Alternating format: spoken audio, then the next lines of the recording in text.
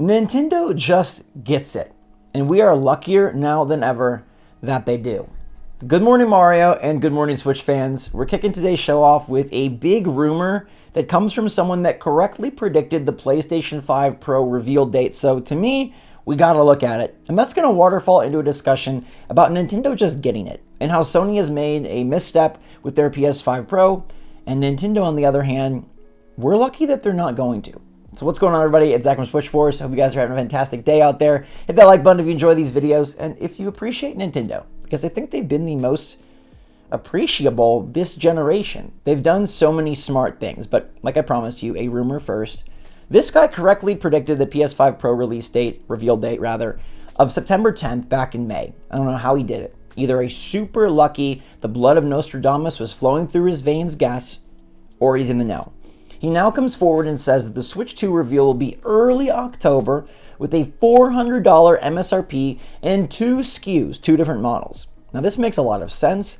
This seems very likely even. The only part that's a bit confusing is the October date.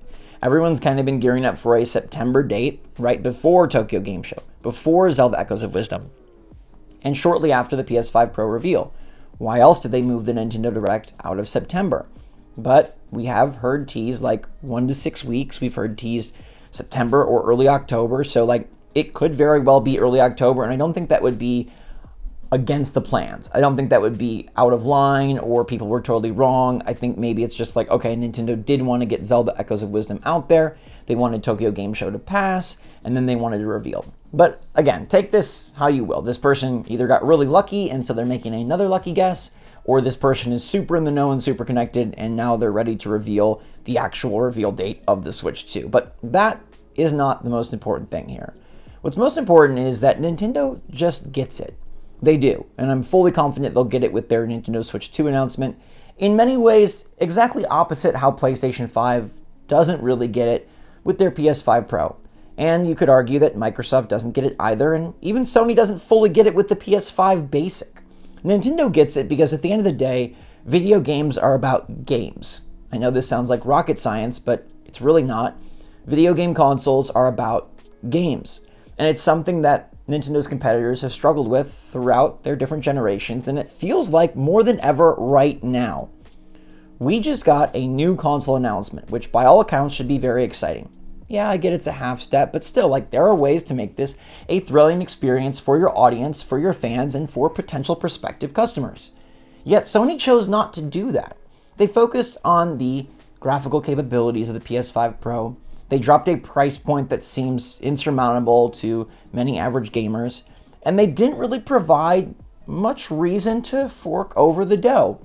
Besides wanting to feel elite, besides needing to have the very best, besides having disposable income, why would you get this PS5 Pro that makes games look a little bit better, but most importantly, doesn't have a big game to rally around?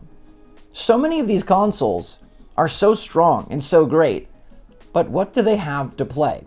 We can look at Microsoft and the massive misstep that they made by launching a console without really a plan for games, or rather a plan for games that was going to come together over the next 4, 5, 6 years, rather than 1, 2, and 3.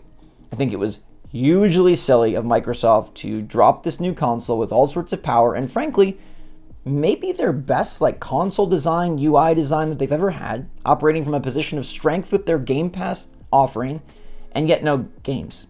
They went on a massive acquisition spree and tried to buy out a bunch of other studios to fill the void from within, and it doesn't seem to have worked all that well. Whether it's because of elongated game development cycles, insane costs, humongous teams, the relative industry kind of falling apart at this moment with all sorts of layoffs and money issues, they're in a big hole. And Sony, they've got a lot of great games, and yet, where are they? We've had a few gems on PS5, and Astro Bot, I'm loving it. It's the most Nintendo game I've played in a very long time, not made by Nintendo. But they're about to drop this PS5 Pro with nothing. With nothing. They're showing off The Last of Us Part 2 with it. Okay.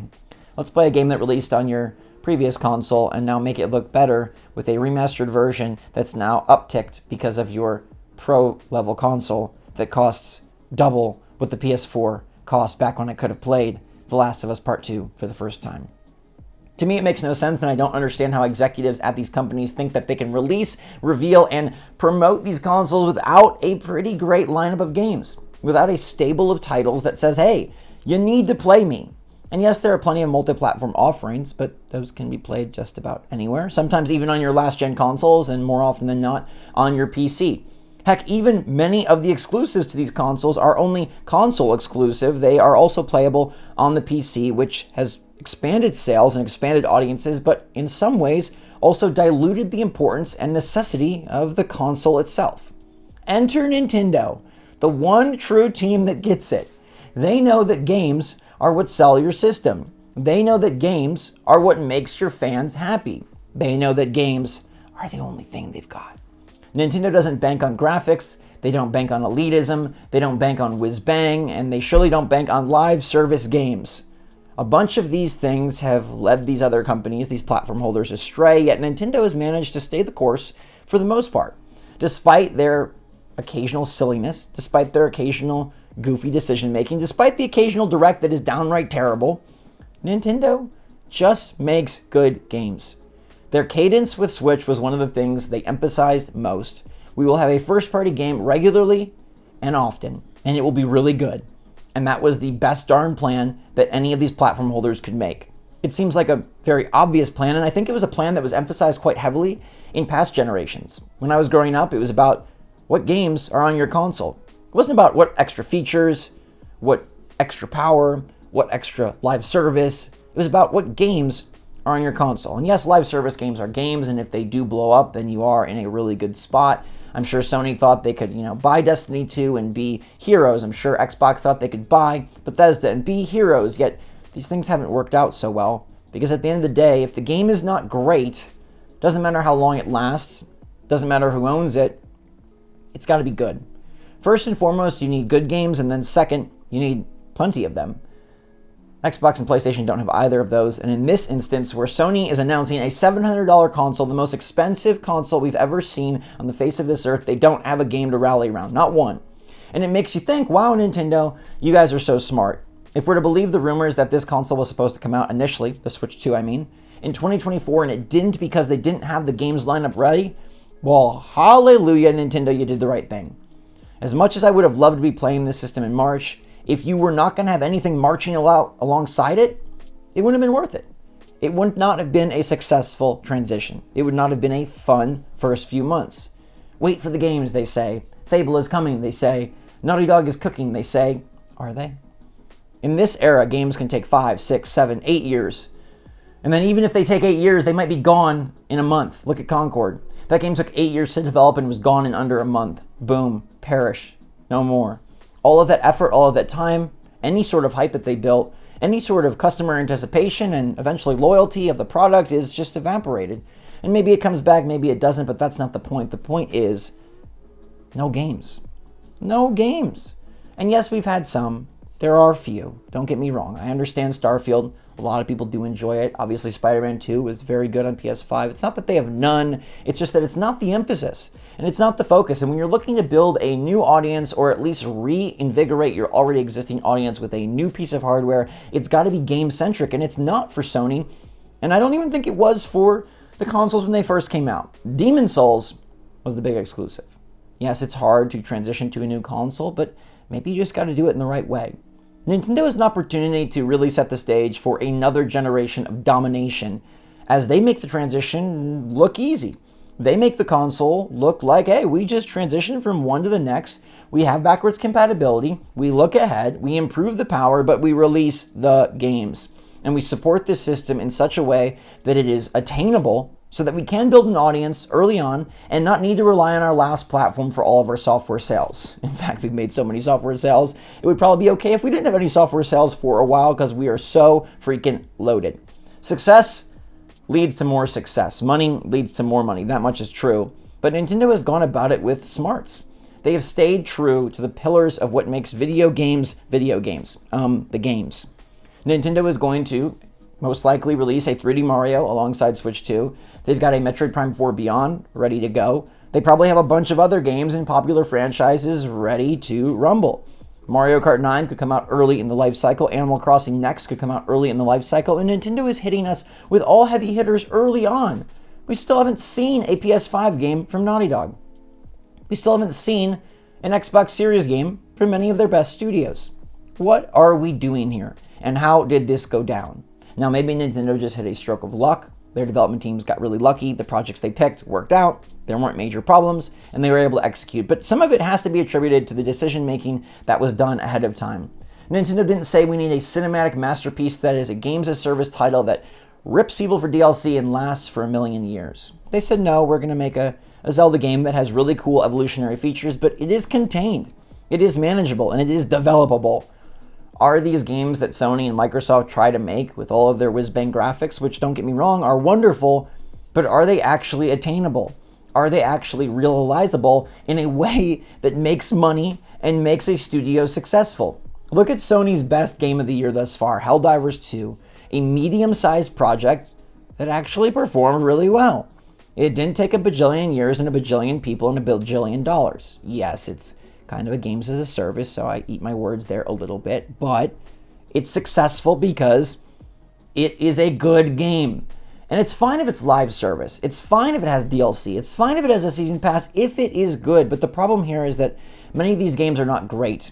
Many of these games are not good. Many of these games are just culturally relevant. And I don't say that to poo-poo things that have been very successful. A game like Fortnite, even if it's not for me, like, you can't deny the success. That is a good game in a lot of ways, but I don't feel that many of these other titles are very good. I just think they're very relevant and or very, you get caught up in them. But are they actually good? Because Nintendo is focused on good games, and that's led them to where they are today. And they've suffered their bumps and their bruises. They've gone up and down.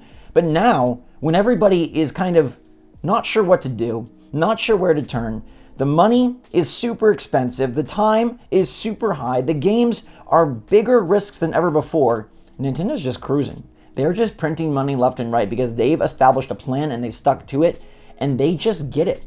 They're going to release a new console reveal with a ton of new games. And at the end of the day, no matter if you're a graphics fiend or you like portable play, no matter if you're a PlayStation fanboy or you're a Nintendo nostalgic, what would you like to do with your new console? Stare at it? Play old games with a few little knobs turned a little bit higher? No, you'd like to play new games. And PS5 Pro offers none. Not one. Astrobot is the newest game, and I love Astrobot. That is a 9 out of 10 surely, but it doesn't need a PS5 Pro. It's already out, and I don't think it would be super enhanced by more teraflops and better graphics. Sony is going for a superstar system that can perform the best ever, but perform with what?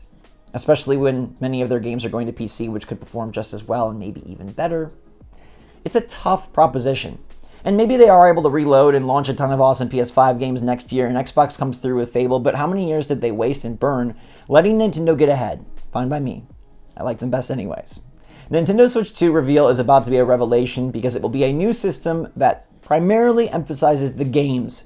Yes, the experience, the UI, the graphics, the power, the hardware, the online. Hopefully all of that is better, and it should be, and we'll hold them to task if it's not.